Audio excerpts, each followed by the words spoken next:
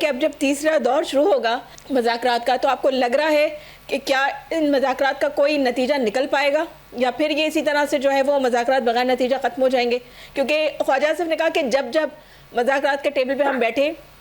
और किसी नतीजे की जानिब हम बढ़ रहे होते थे और वो फैसला कुन मराइल में हम दाखिल हो रहे होते थे, तो फ़ौरन से जो अफ़गान तालिबान के जो वफ्द है वो कबूल कॉल करते थे और फिर मामलात बिगड़ जाते थे। तो आपको लग रहा है कि अब ये जो तीसरा दौर शुरू होगा इसका कोई नतीजा निकल पाएगा?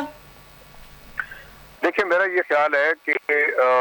जब तक जो गारंटर्स हैं जिसमें तुर्की और दोहा और मेरे ख्याल में सऊदी अरब की भी इन्वॉल्वमेंट होनी चाहिए, जब तक ये दोनों फरीकों से मुकम्मल इख्तियारात अपने हाथ में नहीं लेते और डिसीजन एज अ गारंटर्स ये नहीं करते, मेरे ख्याल में पाकिस्तान और अफगान तालिबान के दरमियान ये बातचीत जो है ये मेरे ख्याल में इफेक्टिव नहीं हो सकती। अब तो जो गारंटर्स हैं उनको ये फैसला करना होगा कि वो चाहते क्या है। वो इन लोगों से इख्तियारात दोनों से लेंगे, चाहिए ये ताकि पाकिस्तान तो देने के लिए तैयार है, क्योंकि पाकिस्तान का जो पॉइंट ऑफ व्यू है वो सिर्फ 2 पॉइंट्स हैं।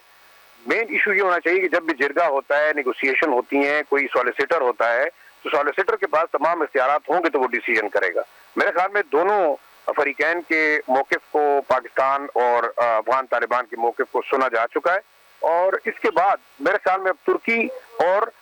जो कतर है और साथ साथ सऊदी अरब को भी इन्वॉल्व किया जाए, मेरे ख्याल में अमेरिका को भी इन्वॉल्व किया जाए,